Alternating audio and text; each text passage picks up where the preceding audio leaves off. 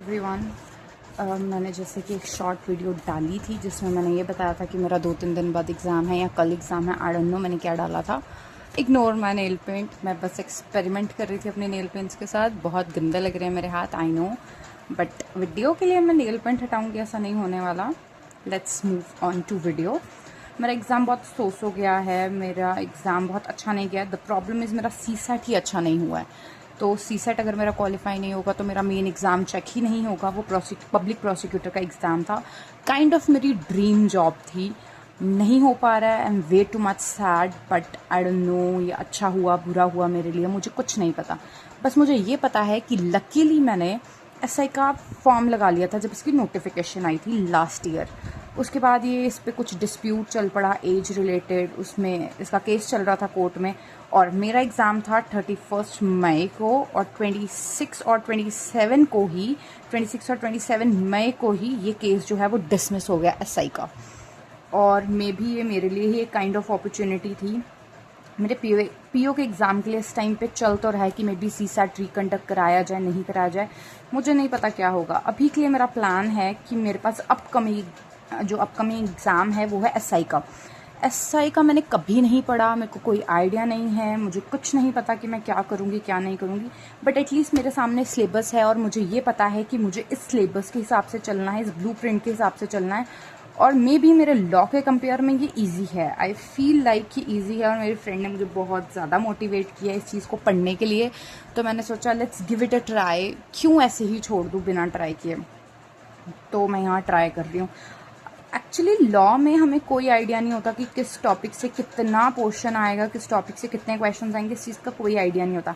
हमें बस अंदाजन पढ़ना होता है। हमें ये पता है कि जो मेजर लॉज हैं उसमें से ज़्यादा क्वेश्चन आएंगे, माइनर लॉ से कम क्वेश्चन आएंगे।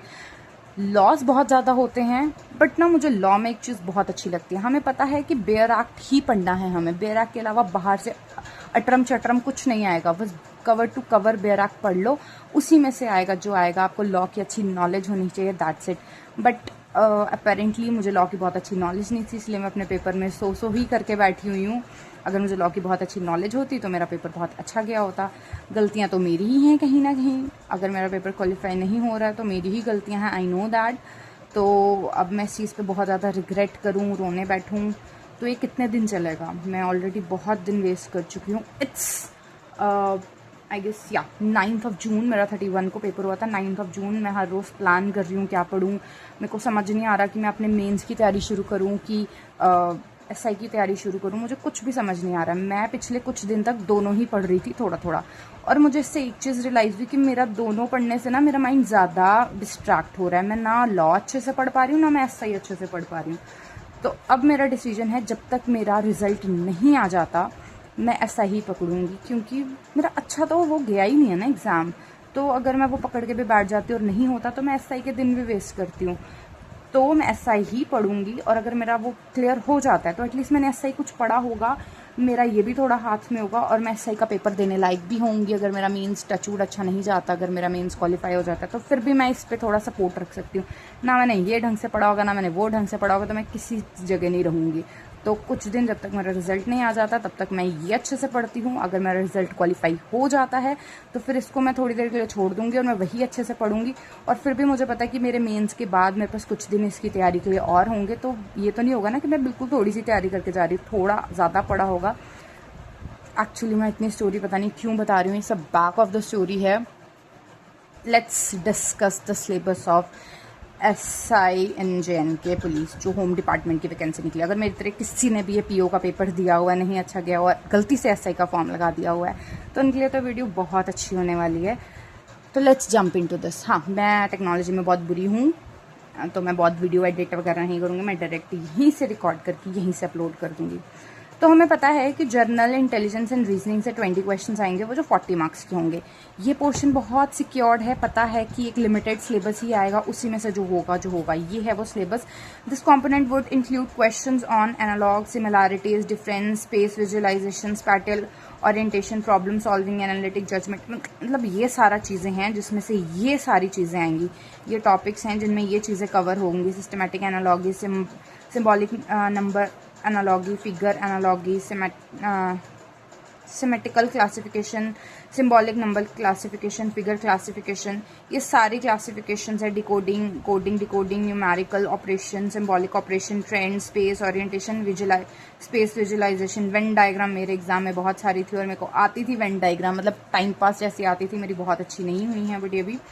तो बेसिकली मुझे ये टॉपिक्स में से ये चीज़ें पढ़नी हैं, तो मेरे को ये चीज़ें तो फिक्स हैं, ये पढ़नी है। तो मेरा आइडिया है, अगर ये कोई और भी सोच रहा है करने को, तो मेरा प्लान ये है कि मैं क्या करने वाली हूँ कि मैं रीजनिंग को थोड़े दिनों बाद करूँगी, क्योंकि मैंने कुछ रीजनिंग का टॉपिक कभी ना कभी कुछ ना कुछ पढ़ा हुआ है। मैं कभी नॉलेज के लिए, कभी सोचा कि अपनी रीजनिंग थोड़ी स्ट्रांग बनाओ। तो ये पोर्शन एक ऐसा है जिसमें बहुत सारी प्रैक्टिस चाहिए, प्रैक्टिस एंड प्रैक्टिस। ये क्वेश्चंस इनकी ना लगा लो 20 से 25 की कोई एक वीडियो प्लेलिस्ट देख ली और उसके बाद वापस प्रैक्टिस प्रैक्टिस प्रैक्टिस ही करनी है। जितनी ज़्यादा प्रैक्टिस होगी उसमें इतना ज़्यादा होल्ड पड़ेगा।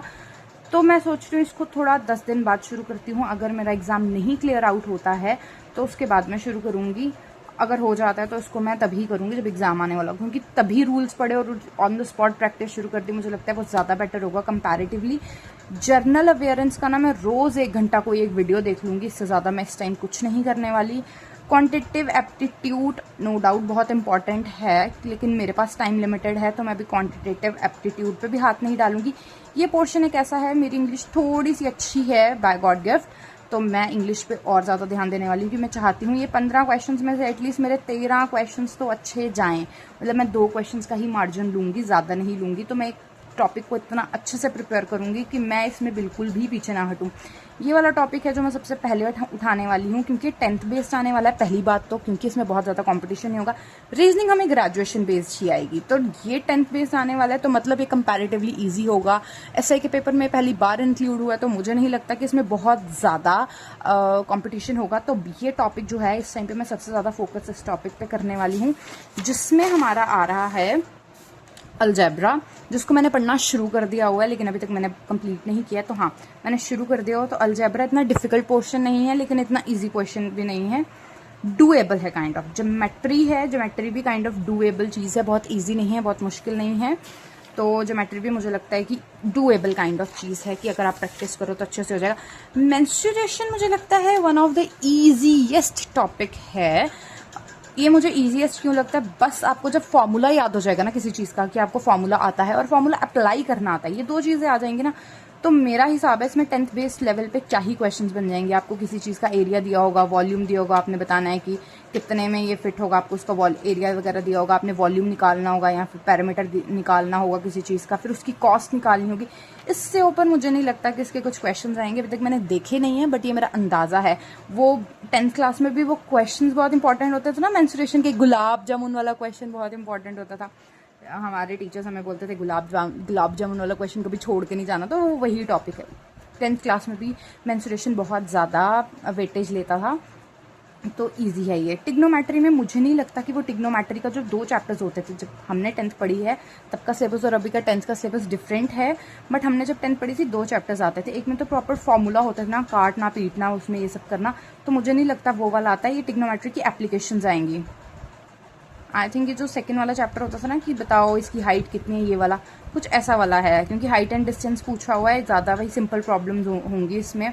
टिग्नोमेट्री रेशियोज होंगी, तो टिग्नोमेट्री, इसके बाद टिग्नोमेट्री का टेबल याद हो गया ना, एक बार टेबल याद हो गया तो ये बहुत इजी चैप्टर है, ये बहुत इजी चैप्टर है। इसमें फॉर्मूला याद करने हैं, इसमें टेबल याद करना है। और स्टैटिस्टिक्स एंड प्रोबेबिलिटी जब मैं 10th में थी, मैंने 10th तक ही मैथ्स पढ़ा है बेसिकली। 11th 12th मेरा मेडिकल का था, तो मैंने कोई मैथ्स नहीं पढ़ा है। उसके बाद मैंने लॉ कर लिया, तो फिर तो ना साइंस से टच रहा ना मैथ्स से टच रहा, बट ये मेरा उस टाइम का फेवरेट चैप्टर था। तो अगर ये 10th में मेरा फेवरेट था, आएगा भी 10th बेस्ड ही, तो ये भी मतलब डूएबल होगा। तो 3 चैप्टर्स तो मेरे को वैसे ही ईजी लग रहे हैं, तो 2 चैप्टर्स जो मुझे डिफिकल्ट लग रहे हैं मुझे वही हैंडल करने हैं और इसको कंप्लीट करना है। इसमें ना नोट स्पेसिफिकली दिया हुआ है, जो पार्ट ए है, बी है और डी है, ये आएगा हमें ग्रेजुएशन लेवल का ही आएगा, और CEF जो है वो हमें 10th स्टैंडर्ड के लेवल का आएगा। मतलब CEF जो है हमें 10th स्टैंडर्ड के लेवल का जो आएगा वो है ये CEF, ये 10th स्टैंडर्ड के लेवल का आएगा, ये भी 10th के लेवल का आएगा, ये भी 10th के लेवल का आएगा। मतलब कंप्यूटर भी हमें 10th के लेवल का आएगा, मैथमेटिक एबिलिटी भी हमें 10th का लेवल का आएगा, और क्वांटिटेटिव एप्टीट्यूड भी 10th का लेवल का आएगा। इसमें भी रेशियो, स्पीड, डिस्टेंस, वर्क, ये सब चीज़ें हैं तो ये वाली चीज़ें मैंने अपने सी सेट के लिए भी पढ़ी थी, हालांकि मैंने 1 या 2 ही टॉपिक्स पढ़े थे, इसलिए तो मेरा सी सेट लटक रहा है, बट ये मैं इसके बाद पकड़ूंगी। इस टाइम पे मेरा फोकस है ये कंप्लीट करना, ये कंप्लीट करना और ये कंप्लीट करना। जब ये 3 चीज़ें मेरी हालत 10-15 दिन में हो जाएंगी तो मेरा बहुत अच्छा होल्ड हो जाएगा इस एग्ज़ाम पे। मतलब मेरे 15 नंबर ये सिक्योर हो जाएंगे, 15 नंबर ये सिक्योर हो जाएंगे और 15 नंबर ये सिक्योर हो जाएंगे। और ये ऐसे टॉपिक हैं जिनमें गलती बहुत कम हो सकती है। हालांकि इसमें नो आइडिया कहाँ से क्या आ जाए कंप्यूटर एफिशिएंसी पे, बट फिर भी एक होल्ड हो जाएगा। अगर मैं लेके चलूँ इन 30 90 नंबर में से मेरे 80 नंबर भी सिक्योर हो जाते हैं, मैं 10 नंबर का मार्जिन लेके चलूँ तो बहुत अच्छी बात है। 80 नंबर सिक्योर होना इज़ अ बिग डील। उसके बाद मेरा बचेगा रीजनिंग में भी 20 क्वेश्चंस हैं। ये बड़े पोर्शंस हैं, नो डाउट ये बड़े पोर्शंस हैं, बट ये इसको बहुत ज़्यादा प्रैक्टिस चाहिए। ये तो कभी ख़त्म नहीं हो सकता, जितना मर्जी पढ़ लो ये कभी ख़त्म नहीं होगा। इसमें हमेशा कुछ ना कुछ पीछे रह ही जाएगा और इसमें भी कुछ ना कुछ रह जाएगा। बट मेरा एक प्लस पॉइंट क्या रहने वाला है, जर्नल अवेयरनेस में क्या क्वालिटी है, I have no idea because syllabus change हुआ है। Let me check.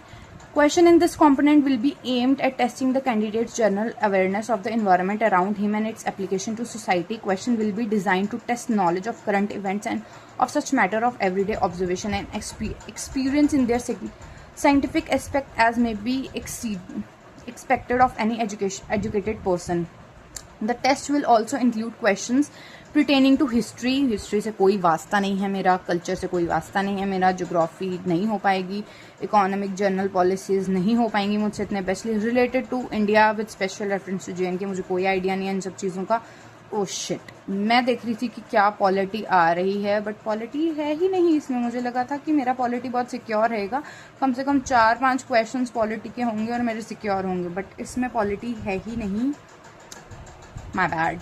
पिछले पेपर मैंने देखे थे और मुझसे उसमें सब सारे क्वेश्चंस पॉलिटी के हो गए थे, क्योंकि बीइंग अ लॉ बैकग्राउंड हमारा कॉन्स्टिट्यूशन स्ट्रांग होता है, तो ये वाली पॉलिटी तो हमसे हो ही जानी थी, बट पॉलिटी है ही नहीं। जर्नल सॉरी ये पॉलिसीज़ हैं, ओके माय बैड, नहीं है। मुझे लगा था ये चीज़ हो जाएगी। इसमें मुझे ना बहुत टाइम नहीं वेस्ट करना। अगर मेरा हो जाता है PO का पेपर तो मैं तो इसमें सबसे मिनिमम टाइम देने वाली हूँ, इसके सिर्फ वीडियोस और क्वेश्चंस देख के जाने वाली हूँ। अगर नहीं होता है तो हाँ, मैं रोज़ 1-1.5 घंटा इसको सुन लिया करूँगी, इससे ज़्यादा मैं कुछ नहीं कर सकती। ये टॉपिक मैंने अच्छे से पढ़ना है। वंस मेरा मेंटल एबिलिटी हो जाए उसके बाद, मैथमेटिकल एबिलिटीज़ होने के बाद मैं ये टॉपिक पकड़ूंगी। अभी के लिए मेरा जो टारगेट है, जब तक मेरा रिजल्ट नहीं आता, मुझे ऐसी उम्मीद है 8 आज हो गई है, या तो 1-2 दिन में रिजल्ट आ जाएगा, नहीं आया तो शायद हफ्ता 10 दिन खिंच जाएगा। अगर हफ्ता 10 दिन खिंचता है तो मैं ये 3 पोर्शंस तो कवर कर चुकी होंगी। माता रानी करे मेरा हो जाए PO भी, मैं उसमें भी ऐसे लटकती पटकती होंगी मेंस में, क्योंकि मैं अपने 15 दिन बर्बाद कर चुकी होंगी, मोर देन 15 दिन बर्बाद कर चुकी होंगी, क्योंकि और बच्चे बाकी सब मेंस की तैयारी कर रहे होंगे जो सेफ सिक्योर पे होंगे। बट एक सेटिस्फेक्शन होगी ना कि मैंने SI पे थोड़ा होल्ड पे ले लिया हुआ है। तो मेरा प्लान है जो अभी का वो यही है कि मैं 15 दिन में ये कंप्लीट करूँगी। और 15 दिन का मैं थोड़ा सा बना चुकी थी, क्या बोलते हैं, प्लान। ये तो मैंने कॉन्स्टिट्यूशन और अपना PO का दिमाग में रखते हुए बनाया था। पहली बात तो मैंने इसमें डेट्स गलत लिखी हुई हैं, जो मैंने बहुत लंबा बनाया हुआ मेरा, मुझे इस हिसाब से चलाना ही नहीं है। ये मेरा बहुत ख़तरनाक प्लान था। हालांकि मैं बहुत खुश हूँ कि मैं इतना सारा मैथ्स सॉल्व कर चुकी हूँ। मैं मैथ्स बहुत डरती थी मैं मैथ्स से, बट मेरे को बहुत खुशी है कि मैं इतना सारा मैथ्स सॉल्व कर चुकी हूँ और मुझे अलजेब्रा कुछ समझ आ रहा है। अभी मैंने प्रैक्टिस किसी चीज़ की नहीं की है, बट अब मेरा प्लान ये है कि मैं कंप्यूटर, मैथमेटिक्स और इंग्लिश को मैं डेली 4-4 घंटे दूंगी। 4 घंटे मेरे को इंग्लिश को देने हैं, 4 घंटे मेरे को मैथ्स को देने हैं, 4 घंटे मुझे कंप्यूटर को देने हैं। इन टोटल 4-4 8 9 10 11 12 घंटे मुझे पढ़ना है डेली। और इन 4 में से 3 घंटे मैं पढ़ूंगी और 1 घंटा मैं प्रैक्टिस करूँगी डेली। ये मेरा सबसे बड़ा ड्रॉबैक रहता है कि मैं प्रैक्टिस नहीं करती हूँ। मेरा लॉ में भी यही बहुत बड़ा बैकड्रॉप था कि मैंने प्रैक्टिस नहीं की है। अब मैं डेली आपको अपना प्रोग्रेस रिपोर्ट डाला करूँगी। आई डोंट नो कोई ये वीडियो वॉच करेगा कि नहीं करेगा। मेरा चैनल का ग्रोथ बहुत स्लो है, ऊपर से मैंने अपना फेस रिवील नहीं किया है। आई फील जहाँ पे आपका फेस नहीं दिख रहा है तो व्यूज़ कम हो जाते हैं, मैंने ये फील किया है। प्रूव मी रॉन्ग अगर ऐसा नहीं है तो। आई वॉन्ट कि मैं अपना फेस रिवील तब करूँ जब मैं जॉब वाली हो जाऊँ। तो मैं अपना बेसिक रूटीन डाला करूँगी कि मेरा क्या रूटीन है, कैसा रहा सब। अभी तक नहीं है तो मेरा मन नहीं करता ये सब करने का, बट हाँ मेरे को अपना सोशल मीडिया हैंडल थोड़ा सा ग्रो करने का मन करता है। मेरे को इंटरेस्ट है कि मैं इसको थोड़ा चलाऊँ, थोड़ा सा मेरे को अर्निंग आ जाए ना यूट्यूब से थोड़ी बहुत। पता नहीं कब होगी वो, बट हो जाएगी। हर चीज़ में लगे रहो, धीरे धीरे सब हो जाएगा। पता नहीं माता रानी ने क्या सोच के रखा है, बट जो भी सोचा है बहुत अच्छा सोचा होगा। विद दैट बाय बाय, जय माता दी।